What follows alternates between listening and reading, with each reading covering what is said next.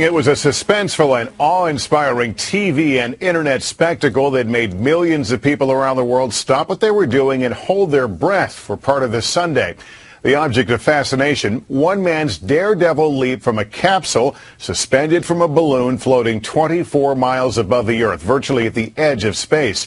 Part marketing stunt or not, adventurer Felix Baumgartner pushed the boundaries of human endurance with a tumbling free fall from a record 128,000 feet at speeds of better than 800 miles per hour. And with cameras rolling, some 8 million viewers watched live via YouTube, and that too may be a record. NBC's Tom Costello monitored the mission. He joins us now from Washington with more. Tom, good evening. Hi, Lester. Good evening to you. And this team says that Felix Baumgartner broke the record for the highest jump ever, the longest free fall, and he broke the sound barrier at more than Mach 1. He jumped from an altitude more than 3 times where jetliners fly, with all the world watching. Felix, disconnect the oxygen hose. Atta boy. There he was at 128,000 feet, standing quite literally on the edge of space, preparing to do what no one had done before. With his mom watching from Mission Control, 43-year-old Felix Baumgartner offered a few words, most hard to understand.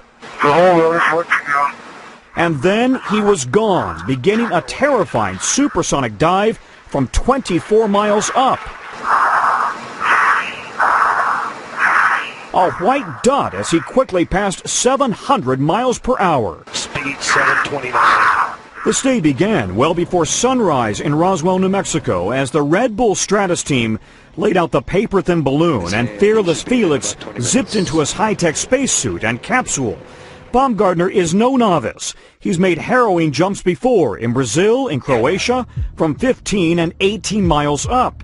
But today's mission was about breaking a free-fall record that had stood since 1960 when Joe Kittinger jumped from 19.5 miles high, and breaking the sound barrier.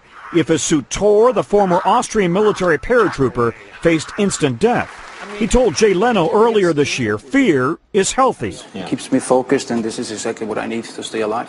This morning, after a brief burst of wind, Baumgartner's balloon got the green light. There's the release. And there's the applause. And 2.5 hours later, he was standing where no man had stood before, with Joe Kittinger on the radio. And our guardian angel will take care of you. Out of the capsule, Felix was a bullet, 833 miles per hour, Mach 1.24, exceeding the speed of sound. And then, with his face mask fogging up, what looked like a terrifying, out-of-control flat spin before he stabilized.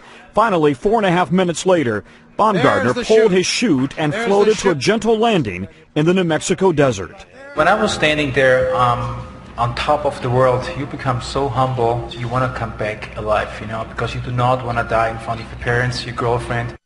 It was extraordinary. NASA believes there could be real scientific value in this jump, in the cutting-edge spacesuit that allowed him to survive this jump, and the techniques that could, in fact, be used on future commercial or NASA space missions. Lester? Tom, the question I've heard most of today, what happened to the capsule? Yeah, it also came down by a parachute in the New Mexico desert, and we're told it's in good shape.